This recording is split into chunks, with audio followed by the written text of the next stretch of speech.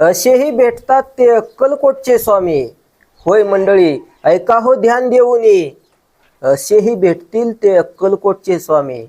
मंडळी, अगदी भान हरपून टाकणारी एका मुलीची स्टोरी आजच्या व्हिडिओमध्ये मी तुम्हाला सांगणार आहे.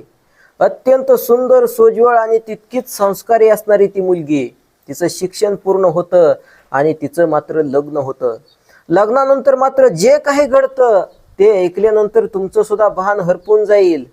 अगदी वाईट गोष्ट तिच्या आयुष्यामध्ये घडते आणि तिचे ते सासरचे लोक बोलतात की तू कुठेतरी बाहेर शेण खाते, म्हणजे कुठेतरी तुझे अनैतिक संबंध सुरू आहेत. त्या मुलीच्या काळजाला ठेच लागते. आयुष्यभर सत्वानं जगली, स्वामी समर्थ महाराजांची सेवा केली आणि माझ्या आयुष्यामध्ये हे सगळं का पाहायला भेटतंय. मंडळी, अक्षरशः कंठामधून शब्द फुटत नाहीत, असं सगळं काही त्या मुलीसोबत घडतं. नेमकं काय घडतं आणि ही स्टोरी काय आणि तिच्या आयुष्यामध्ये स्वामी समर्थ महाराजांचा साक्षात्कार काय घडतो, हा व्हिडिओ बघितल्यानंतर तुमच्या लक्षामध्ये येईल. असेही भेटतील ते अक्कलकोटचे स्वामी. चला मंडळी, हा प्रसंग तुम्हाला सांगायला सुरुवात करतो. लक्ष देऊन ऐका. आणि त्याच्यापूर्वी आपल्या श्री स्वामी आज्ञा या मराठी चॅनलमध्ये सर्वांचं मनापासून स्वागत करतो. सगळ्यांना विनंती, तुम्ही जर स्वामी भक्त असाल आणि स्वामी समर्थ महाराजांबद्दलचे अजून काही अनुभव ऐकायचे असतील तर लगेच आपलं हे चॅनल सबस्क्राईब करा. चला मंडळी, जास्त वेळ न घेता, जास्त वेळ तुम्हाला प्रतीक्षेत न ठेवता हा स्वामी समर्थ महाराजांचा अनुभव तुम्हाला सांगायला सुरुवात करतो. मंडळी, एक छोटंसं कुटुंब, दोघे जण आई वडील आणि त्यांची 2-3 लेकरं. एक मोठी मुलगी, थोडीशी मोठी, इयत्ता 8वी मध्ये शिकत होती. तिची लहानगी बहीण साधारणतः 5वी-6वी मध्ये शिकत होती आणि त्यांचा जो लहानगा मुलगा आहे तो साधारणतः 3-4 वर्षाचा मुलगा होता. आता ही जी ती मोठी मुलगी होती तिचं वय हळूहळू वाढत होतं. मंडळी, मुलं जेव्हा लहान असतात तेव्हा त्यांना काही समजत नाही. त्यांना भविष्याबद्दलची अवास्तव चिंता नसते, ना आपल्या कुटुंबाबद्दल, आपल्या आई वडिलांबद्दल, या समाजामध्ये बोलल्या जाणाऱ्या मान अपमानाच्या गोष्टींची त्यांना काही देणं घेणं नसतं. परंतु जसं वय वाढतं, 9वी-10वी पर्यंतचं शिक्षण पूर्ण होतं, तसं मात्र मुलांची विचार करण्याची पातळी बदलते. आपल्या आई वडिलांबद्दल समाजामध्ये होणाऱ्या मान अपमानाच्या गोष्टी त्यांना खटकू लागतात आणि उगीच म्हणत नाहीत, लहानपण देगा देवा. म्हणजे लहानपण हे फार स्वच्छंदी असं जीवन आहे. मंडळी, त्याच पद्धतीनं या मुलीचं लहानपण गेलं, परंतु पुढे सुरू झाला खडतर प्रवास. तिची 10वी पूर्ण झाली आणि त्यांच्या कुटुंबाची परिस्थिती एकदम हालाकीची. आणि अशामध्येच तिचा जो वडील आहे, त्या मुलीचे वडील मात्र दारुडे होते. पूर्णपणे दिवस रात्र त्यांना वेळ काळ काही समजत नसायचा. कुठली ती एकादशी, कुठली ती अमावस्या, कुठली ती पौर्णिमा, कायम तोंडाला चपटी बाटली. कायम तो व्यक्ती दारूच्या आहारी गेलेला. आता ती जी त्याची पत्नी आहे ती श्री स्वामी समर्थ महाराजांची भक्त होती आणि आईचाच वसा त्या मुलीने घेतला.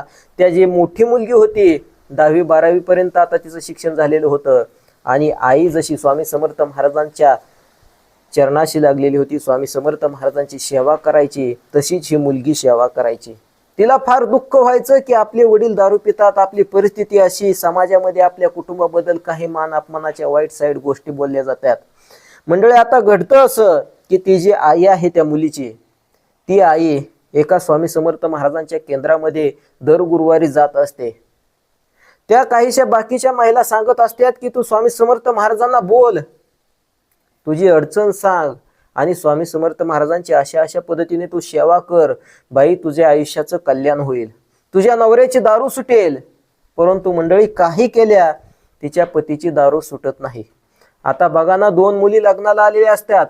एका मुलीची तर 12वी पूर्ण झालेली असते. ती जी मोठी मुलगी आहे ती कॉम्प्युटरचा काहीतरी छोटा मोठा कोर्स करते आणि एका ऑफिसमध्ये ती कामाला सुद्धा लागते. दरमहा काहीतरी 12-13 हजार रुपये तिला पैसे भेटू लागतात. मंडळी, आता विषय येतो तिच्या लग्नाचा. तिच्या लग्नासाठी बोलणी कुटुंबामध्ये सुरू होऊ लागतात. नातेवाईक त्या मुलीला मागणी घालण्यासाठी येऊ लागतात आणि अशातच त्या मुलीचं लग्न सुद्धा होतं. बघा मंडळी, इतकं हालाकीचं तिचं म्हणजे माहेर इतकं हालाकीचं होतं की वडील पूर्णपणे व्यसनाच्या आहारी गेलेले होते आणि ती आई वडील सुधरावे तिच्या संसाराची घडी बसावी म्हणून स्वामी समर्थ महाराजांकडे साकडं घालत होती. ती मुलगी लहानाची मोठी झाली. ती मुलगी मंडळी लहानाची मोठी झाली, परंतु तिनं मात्र आईचं सगळं काही पाहिलेलं होतं की आईची ती स्वामीनिष्ठा. इतकं स्वामी स्वामी करते, स्वामींना नवस केले, सगळं काही झालं, पारायण केली, जी काही करायची ती सगळी स्वामी सेवा करून झाली, परंतु स्वामीने काय तिच्या आईचं गाऱ्हाणं ऐकून घेतलं नाही. तिच्या वडिलांची काय दारू अजिबात सुटली नाही. आता मात्र ह्या मुलीला दुःख होतं, परंतु अशातच तिचं लग्न झालं आणि तिला वाटतं की ते माहेरचं दिवस संपले, आता सासर मला चांगलं भेटलंय, आता इथं तरी माझं आयुष्य आरामामध्ये जाईल. फार चांगलं झालं, स्वामींचीच ही कृपा असं ती मुलगी समजायला लागते. बघा मंडळी, जे काही स्वामी भक्त असतात, जे स्वामींशी जोडलेले असतात, ते प्रत्येक आपल्या सुखदुःखाशी स्वामींना जोडून घेतात. बोलतात की हे माझं सगळं काही काम झालं हे स्वामींमुळे झालं, चांगल्या ठिकाणी माझं लग्न झालं हे स्वामींच्याच कृपेने झालं, मी नवीन जागा घेतली, गाडी घेतली, ही सगळी स्वामींची कृपा. तर असंच ती मुलगी संबोधते की मला चांगलं कुटुंब भेटलं, माझं चांगल्या ठिकाणी आता लग्न झालंय. वडील दारुडे होते. आई वडिलांचा तो दुःखामध्ये निघालेला तो संसार, दुःखामध्ये चाललेलं ते आयुष्य तिनं उघड्या डोळ्यांनी बघितलेलं होतं. तिला वाटतं की स्वामींच्या कृपेने माझा तरी संसार चांगला होईल, माझं तरी आयुष्य आता चांगलं बदलून जाईल, परंतु घडतं उलटच. मंडळी, 1-2 महिना तिच्या लग्नाला निघून जातात आणि तिला मात्र एक गोष्ट समजते की तिचा जो नवरा आहे तो नपुसंक आहे. होय मंडळी, याच्याबद्दल जास्त आता तुम्हाला सांगायची गरज नाही, म्हणजे तो पूर्णपणे पुरुषच नाही. बघा मंडळी, आता मात्र ही गोष्ट तिला जेव्हा समजते तशी तिच्या पायाखालची जमीन सरकून जाते. ती सुद्धा आईप्रमाणे स्वामी समर्थ महाराजांची सेवा लहानपणापासून करत असते, सतत स्वामी स्वामी करत असते. त्यांच्या घरामध्ये, देवघरामध्ये तिने सुद्धा इकडं सासरी स्वामी समर्थ महाराजांचा फोटो आणलेला होता. दररोज पूजापाठ करायची, स्वामी समर्थ महाराजांचं औक्षण करायची. आणि ही गोष्ट जेव्हा तिला समजली तेव्हा तिचा दोष ती स्वामींनाच देऊ लागली. काय वाढवून ठेवलं स्वामी देवा माझ्या आयुष्यामध्ये. बघा मंडळी, आता या गोष्टीमधून त्या पती पत्नींमध्ये, त्या कुटुंबामध्ये वादविवाद सुरू झाले आणि नंतर मात्र त्या मुलीने ते घर सोडायचा निर्णय घेतला. ते घर सोडलंही. मंडळी, आईला तिनं ही गोष्ट सांगितली की तिचा पती अशा अशा पद्धतीचा आहे, तो नपुसंक आहे वगैरे वगैरे. त्या दोन्ही कुटुंबामध्ये तेढ निर्माण झाली, नात्यांमध्ये दुरावा येऊ लागला.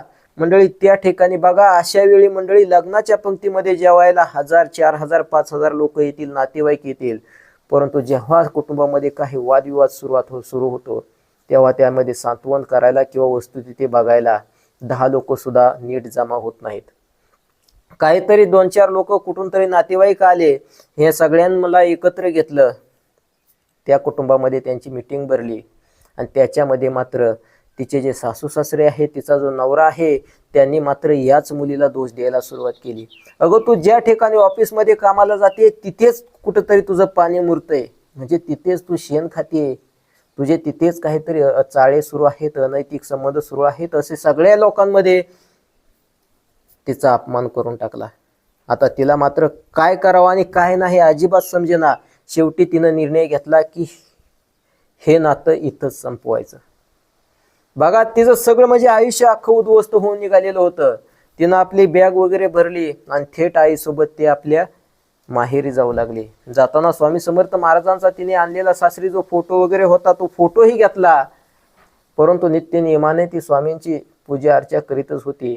परंतु एकांतामध्ये बसलेली असताना तिला वाटलं की आमच्या आई वडिलांचं हे असं, माझ्या संसाराचं असं, आणि हे सगळं काही घडतंय ही ह्या स्वामी समर्थ महाराजांची केलेली सेवा, ह्याचंच हे पुण्य, ह्याचंच हे फळ हे स्वामी मला देत आहेत. ती मंडळी इतकी वैतागली स्वामी समर्थ महाराजांबद्दल तिच्या मनामध्ये द्वेष निर्माण झाला. स्वामी समर्थ महाराजांचा तो फोटो, ती प्रतिमा तिनं घेतली आणि एका वाहत्या त्या नाल्यामध्ये, वाहत्या त्या पाण्यामध्येच ती प्रतिमा तिनं विसर्जित करून टाकली, फेकून दिली पाण्यामध्ये. बघा, ओढ्यामध्ये, त्या नाल्यामध्ये ती प्रतिमा तिनं फेकून दिली आणि इथून पुढे स्वामींचं नाव सुद्धा मुखामध्ये घ्यायचं नाही असं त्या मुलीनं ठरवलं. काय दिलं त्या स्वामी समर्थांनी? त्या आईशी, तिच्या स्वतःच्या आईशी, जन्मदात्या आईशी भांडू लागली की तू स्वामी स्वामी करत होतीस, तुझ्या आयुष्याचं किती कल्याण झालं, तुझा किती उद्धार झाला, आणि तुझ्या सोबत मीही स्वामी स्वामी करू लागले. अगं दर गुरुवारी आपण तिथे मठामध्ये जातोय आणि काय वाढवून ठेवलं ते स्वामींनी आपल्या आयुष्यामध्ये, असं ती तिच्या आईशी भांडू लागली. आता मात्र तिच्या जगण्याचा सगळा काही आधार संपलेला होता. पुढे मात्र मंडळी असं घडलं की तिनं ती स्वामी समर्थ महाराजांची प्रतिमा त्या पाण्यामध्ये फेकून दिली, विसर्जित करून टाकली रागारागाने. अजून काही दिवस निघून गेले आणि परत मात्र त्या मुलीने जरी स्वामी समर्थांची सेवा सोडली असली तरी तिची आई मात्र तशीच स्वामी समर्थ महाराजांची सेवा करीत होती, स्वामी समर्थ महाराजांवरती विश्वास ठेवत होती.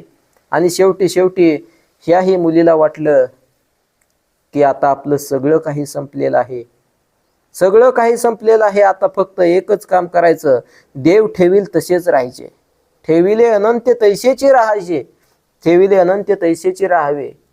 आता एवढं सगळं काही आयुष्य उद्ध्वस्त होऊन आपली आई अजून स्वामी सेवा करते म्हटल्यानंतर आपणही स्वामी सेवाच करायचे. शेवटी फोटो विसर्जित केला असला तरी परत तिनं आणून देवघरामध्ये स्वामी समर्थांचाच फोटो ठेवला. स्वामी तुम्हीच तारणहार. बघा मंडळी, आयुष्यामध्ये चढ उतार येत असतात, मग देवाला दोष देणं कितपत योग्य आहे बघा. आणि तिचं आयुष्य पुढं अजून काय होतं तिच्या आयुष्यामध्ये तेही तुम्हाला सांगतो. परत अजून स्वामी समर्थ महाराजांची तिनं सेवा करायला सुरुवात केली. तिनं ठरवलं की आता लग्न आपण करायचं नाही. तिचा लग्नावरचा विश्वास उडाला. काय नाही, जे झालं ते बास, स्वामी आता जसे ठेवतील तसेच राहायचे. आता ती स्वामी समर्थांची सेवा वगैरे करू लागली. परत अजून नातेवाईकांमधून इकडून तिकडून तिला मागणी येऊ लागली लग्नासाठी. आणि शेवटी मंडळी 2-3 वर्षानंतर अजून एक स्थळ तिला आलं. शेवटी आता बघा मंडळी, ऐन तारुण्यामध्ये विना लग्नाचं किंवा म्हणजे अशी जर मुलगी राहत असेल तर समाजाची बघण्याची नजर कशी असते बघा. आणि याच्यामुळं शेवटी तिनं ठरवलं की लग्न करणं ही गरज आहे. नाना प्रकारच्या चर्चा, अशा चर्चांना समाजामध्ये बाहेर उदाहरण येतं. अशी जरी एकलकोंडी एखादी मुलगी असेल तर बघा मंडळी, तिनं ठरवलं की आता आपण लग्न करून टाकायचं. दुसऱ्यांदा तिचं लग्न होतं. आता जे घडेल तेच घडेल. शेवटी मंडळी अगदी चांगलं असं कुटुंब तिला भेटलं. दुसऱ्यांदा तिचा विवाह झाला.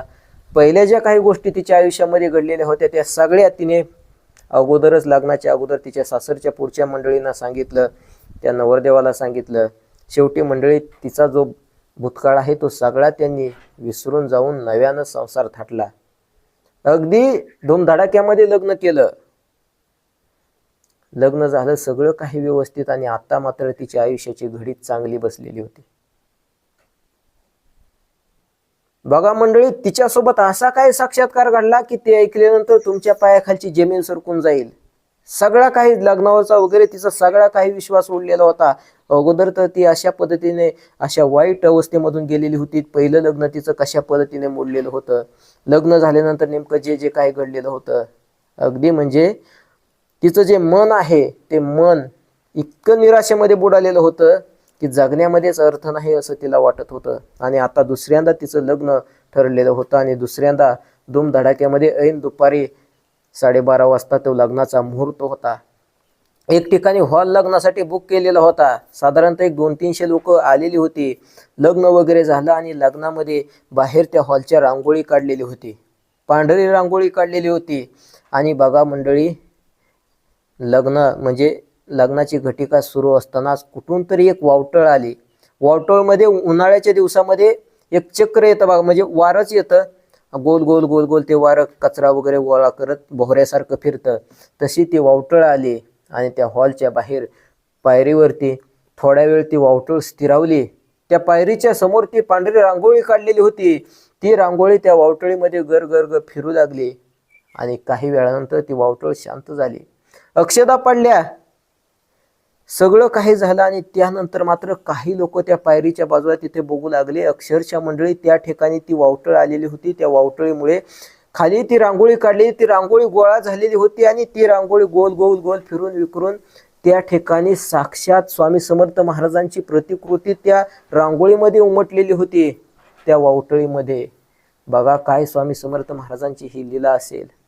बघा, प्रत्यक्ष स्वतः त्या मुलीने ही जी तिच्या जीवनामध्ये घडलेली घटना आहे ती मला सांगितलेली आहे, परंतु काही कारणास्तव नाव वगैरे काही सांगता येत नाही. तर बघा मंडळी, अक्षता वगैरे पडल्या, लग्न वगैरे सगळं झाल्यानंतर काही लोकांनी ते बघितलं, काही जण मोबाईलमध्ये ते रांगोळीचा फोटो काढू लागले आणि नंतर मात्र तो काही लग्नाचा विधी झाल्यानंतर तिथून ते जात असताना त्या मुलीच्या सुद्धा ती गोष्ट लक्षामध्ये आली. काही लोकांनी त्यांना सांगितलं की असं असं घडलेलं आहे. अक्षरशः मंडळी तिच्या डोळ्यामध्ये घळ घळ घळ अश्रू आले.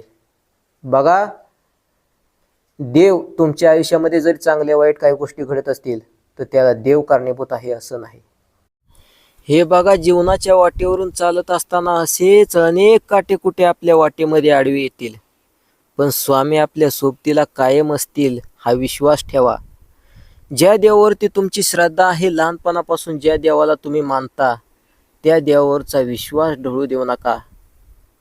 हा मान्य आहे, तुमच्या आयुष्यामध्ये वाईट घटना घडलेल्या असतील, घडत असतील, पण एक गोष्ट विसरू नका, तुमच्या त्या पूर्वजन्मीच्या प्रारब्धानुसार, सुकृतानुसार, विकृतानुसार हे सगळं काही आयुष्यामध्ये सगळं चालत असतं. देवावरती श्रद्धा ठेवली, मनापासून देवाला मानलं म्हणजे प्रारब्धातले सगळेच भोग संपतील असं नाही. काही भोग जे असतात ते भोगूनच संपवावे लागतात, पण देव आपल्या पाठीशी असतोय. हा, तुम्हाला खात्री पटावी म्हणून एक गोष्ट सांगतो मी, की ह्या ब्रह्मांडातला सर्वोत्तम लेखक तो देव आहे, ज्यानं तुमचं नशीब लिहिलंय. त्यानं कधीच चुकीचं लिहिलेलं नसणार. एक गोष्ट ध्यानात ठेवा, शेवटपर्यंत वाईट घडेल, शेवटपर्यंत वाईट घडेल, हाल अपेष्टा सहन कराव्या लागतील, पण शेवट कधीच वाईट होणार नाही. शेवट कधीच वाईट होणार नाही. श्री स्वामी समर्थ. जय जय स्वामी समर्थ.